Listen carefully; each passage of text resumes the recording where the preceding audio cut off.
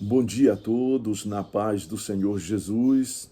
É uma alegria estar aqui mais uma vez e testemunhar da grandeza de Deus na oportunidade que Ele está nos concedendo de mais uma vez nesta manhã falarmos desse devocional Bíblia no Coração. Eu quero chamar a sua preciosa atenção para um fato muito importante, que é quando nós temos uma oportunidade e muitas vezes nós não valorizamos a oportunidade. Em outras palavras, muitos perdem a oportunidade, deixa passar e não percebe até. Tem oportunidades na nossa vida que vêm, estão ali constantes, às vezes a gente perde uma, mas logo vem outra. Tem oportunidades na vida que vêm, nós temos que batalhar por elas, que às vezes nem são sempre, mas existem oportunidades que são únicas. E nós precisamos vigiar para que não percamos a oportunidade dada por Deus. Eu quero chamar a sua preciosa atenção para um texto bíblico que está na primeira carta que Paulo escreveu aos Coríntios, no capítulo de número 7, no versículo de número 21, o texto sagrado diz assim: foste chamado sendo ainda escravo, não te preocupes com isso. Se ainda pode ser livre, aproveita a ocasião. Ele está falando sobre a chamada, mesmo aqui que o capítulo está destinado aqui ao lar, ao casamento, né? A uma harmonia conjugal, uma vida conjugal. Mas aqui, nesse texto, eu quero chamar a sua preciosa atenção para as oportunidades, né? As oportunidades. Oportunidades essas que muitas vezes vêm na nossa vida e nós não valorizamos, depois choramos por esta causa. Vamos entender aqui que há oportunidades que vêm sempre. Perdemos uma, mas a outra está ali. Mas também há oportunidades, né? Ocasiões em que há coisas nas nossas vidas que uma vez que vai embora, nós choramos, mas nós lutamos e conseguimos alcançar mais uma oportunidade.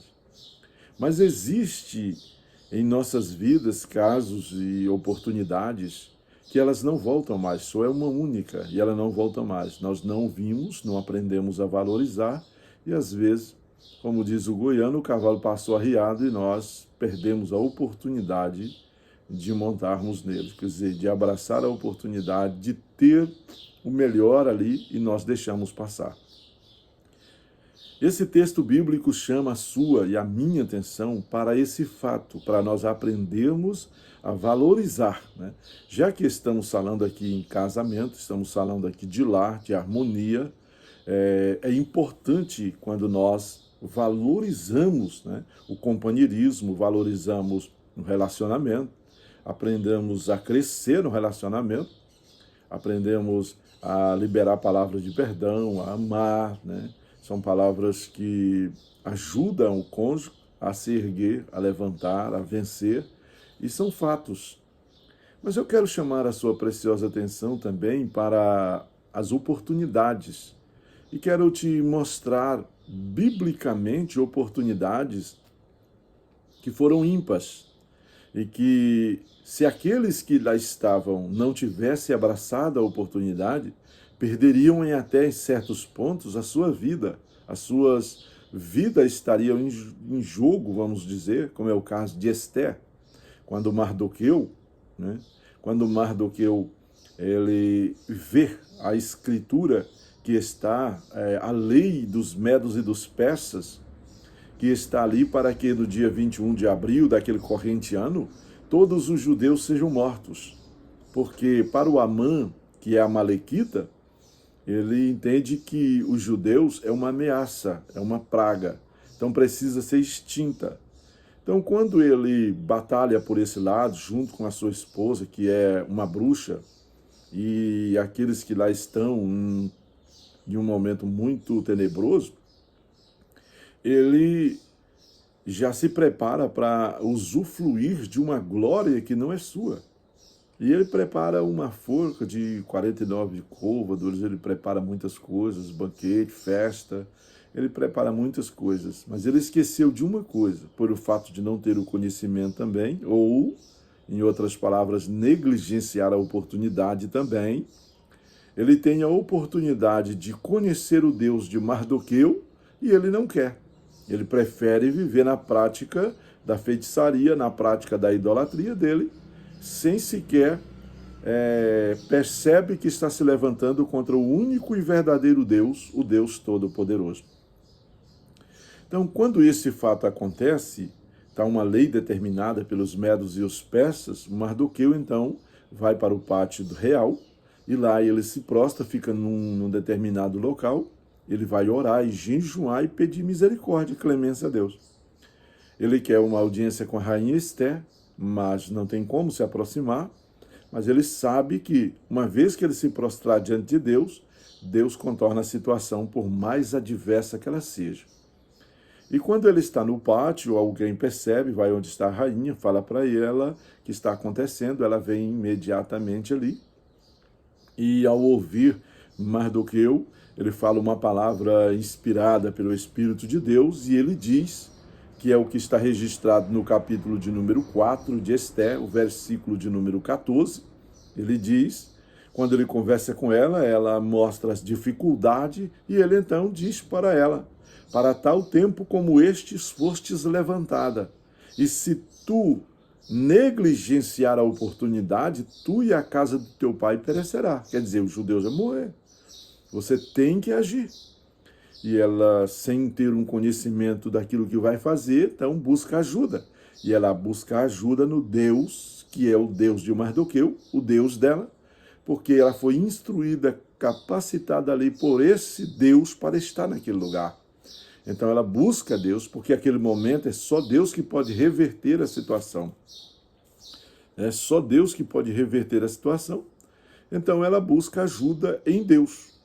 E ela vê a oportunidade, e ela abraça a oportunidade, porque ela sabe que se ela negligenciar aquela oportunidade, é a única na sua vida. Pode desaparecer e nunca mais ela ter uma daquelas. Então, para tal tempo como este, de guerra e de luta e de problemas, ela chegou ali, né? Ela chegou naquele local. E é importante observar também que, quando Mardoqueu fala a respeito disso, ele está instruindo ela a buscar Deus. E ela vai buscar Deus.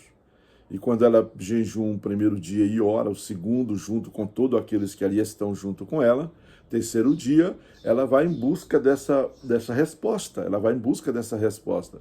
E em busca dessa resposta, ela alcança o favor de Deus quando o rei estende o cetro para ela e não permite que ela morra e dá-lhes a oportunidade. Ele diz mais, até a metade do reino, né? Das 120 províncias, com toda a sua liberdade, com tudo que tem, eu te dou. Então ela percebe que alcançou um favor diante do homem, mas ela sabe que o favor que ela alcançou diante do homem não é por causa da sua beleza ou da sua sabedoria, e sim porque ela está com Deus e Deus está com ela. Então a oportunidade que Deus lhe franqueou para que ela abraçasse, ela abraçou a oportunidade. São casos e oportunidades que não voltam mais, estas são únicas. E ela recebe do Artaxerxes, né, do seu esposo, a oportunidade de batalhar pela sua vida. E aí ela vai, batalha pela sua vida, ela dá uma festa, chama Amã, que é o primeiro-ministro, chama o rei, o convite dela, e ali ela relata o que está acontecendo, e a própria forca que Amã fez para os outros serviu para ele e para sua casa. Agora, observe comigo, não é? Observe comigo, que Deus, ele é um Deus de misericórdia, e ele está te ouvindo e te atendendo, e você está buscando em Deus, e ele está te dando a oportunidade. Ficamos pensando, por que em certos momentos, Deus, ele, para te dar a oportunidade, é necessário que você busque a ele em oração e jejum. Porque a oportunidade que está vindo, que é única, que é ímpar na tua vida, se você não tiver na dinâmica, na graça, no lugar que Deus precisa que você esteja, você não vai vê-la, nem descobri-la. Você não vai entender o que está acontecendo. Você vai continuar esperando. Existem pessoas que continuam esperando. Continua esperando, esperando, esperando. E talvez ela nunca mais volte, nunca mais a oportunidade volte. Então, por isso que estamos numa reflexão, para que você entenda, Deus está te dando a liberdade. O texto diz, foste chamado, ainda sendo escravo, não te preocupes com isso. Diz o texto, né? Aproveite a oportunidade. Você tem condições de ser liberto, aproveite a oportunidade. Não deixe ela passar. Lute pelos seus direitos, lute por sua causa, batalhe pela sua causa. Não permita que outros venham ditar regras para ti. Busque em Deus. Busque em Deus, é importante. Não é só o caso de Esther. Naquele dia, o rei Taxerxes descobre, sabe, aliás, que a lei dos medos e dos persas não pode ser revogada. Então, o que ele faz? Cria uma outra lei, dando o direito para os judeus se defenderem. Então, você tem o direito de se defender dado por Deus. E aqui também eu observo tanto a vida de Zaqueu, a vida de Bartimeu, a vida dos cegos, a vida de Neemias, que era primeiro um dos ministros ali do reino, era um homem de relacionamento e confiança com o rei, era copeiro, era um homem que tinha afinidade ali, que não soube, soube aproveitar a oportunidade. Quando ela surgiu, ele aproveitou. Aí eu fico meditando. Neemias é copeiro, ele é aquele homem que experimenta tanto o vinho como o rango. Se tiver veneno que alguém colocou, ele é o para-choque, ele vai morrer. Mas ele está ali como ministro, está ali num relacionamento mais próximo do rei.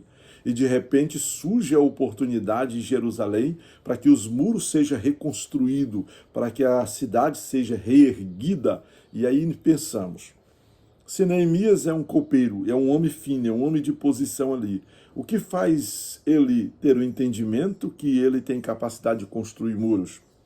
Deus. Deus sabe o local que te cabe perfeitamente. Deus conhece o local que te cabe perfeitamente. Então eu quero te dizer nesta manhã, em o nome do Senhor Jesus, na autoridade do nome de Jesus, perceba, Deus está te preparando para te colocar na vaga certa. E na vaga certa você vai lutar para defender essa gente, para defender esse povo, para defender a oportunidade, para defender a família. Ele vai te colocar. Então, quando ele te colocar, você vai entender. De antemão, você vai perceber e questionar. O que tem eu a ver com isso? Eu sou um homem de posição, estou aqui no local, e o que me faz ter o entendimento que eu vou construir muros. Quer dizer, reerguer muros. Não é uma possibilidade. Mas Deus sabe. Deus levantou Noé e preparou para que ele fizesse uma arca. Deus dá as medidas do templo para Ezequiel. Deus conversa com Davi, levanta Salomão para construir o templo. Assim Deus tem um homem preparado para a obra que ele tem em todo momento. Você pode ser o homem, pode ser o homem, a mulher que Deus está trabalhando, né? Deus está trabalhando, te formando para assumir essa responsabilidade. Às vezes, tudo que você sabe dizer é não. Não, eu não quero, não gosto, eu quero ficar no anonimato, na sombra, eu não preciso disso. Mas entenda uma coisa, Deus está te chamando. E quando Deus te chama para esta obra, é importante que você aceite. Porque quando você aceitar, ele vai te capacitar para que você tenha um entendimento verdadeiro e alcance dele esta graça. Outra coisa que vai acontecer é que quando Deus acender a candeia, que acender você, você vai brilhar porque vai estar no lugar certo de iluminação. E vai alumiar os que estão dentro da casa. Existem pessoas que estavam no escuro, mas hoje estão alumiados, ou seja, estão na iluminação. Isso tudo porque você está no lugar que Deus colocou. Então entenda isso. Oportunidade, elas vão embora. Aproveite agora, é o seu momento, é o momento certo. É o momento de você honrar a Deus, glorificar a Deus. Você pode até perguntar, não entendi, que oportunidade é minha? O que mais você busca na presença de Deus? O que é que você quer de Deus? O que é que o Espírito Santo tem cobrado no íntimo do teu ser, do teu coração? O que é que ele busca em você? Você sabe. O que ele te acorda nas madrugadas, nas manhãs, nas tardes, ao entardecer? Porque te leva a determinados locais que você às vezes fica pensando, por que estou aqui? O que de fato estou fazendo aqui? Por que moro num bairro desse? Tenho condições de morar em outro lugar? Por que estou aqui? Então, entenda, você está não é por causa da sua bondade, é porque o Espírito de Deus te conduz ao lugar e aí ele vai trabalhar com você. Se você não ouvir, é como disse Mardoqueu, para esse tempo Deus te levantou e te colocou neste lugar. Mas se tu negligenciar, tu e a casa de teu pai perece. Outro Deus vai levantar, mas ele vai requerer de você. Então, preste muita atenção. Você tem condições, porque está preocupado, você tem condições de honrar a Deus. Honre. Eu posso te citar muito exemplo de Salomão, o general Amácia, eu posso te citar exemplo de Jerusalém, quando Jesus conversa em Jerusalém, ele diz, Jerusalém, terra que mata profeta, apedreja os que te são enviados, que não conhece o dia da tua visitação. Quem sabe, nesse momento, se tu olhasse e conhecesse diante de quem tu estás, a mulher na samaritana. Eu posso te dizer sobre Félix, até Félix, que teve a oportunidade quando o rei Agripa, a Berenice, teve diante de Paulo, ouvindo-a no capítulo 26 de Atos dos Apóstolos, ele diz assim, por um pouco me faz cristão, perdeu a oportunidade. Um outro dia nós vamos te ouvir no Areópago, quando os gregos disseram para Paulo, quem sabe uma outra oportunidade nós te ouviremos. E são assim, eu quero concluir aqui falando acerca de oportunidades perdidas. As virgens nécias, as virgens prudentes e as nécias, do capítulo 25 de Mateus.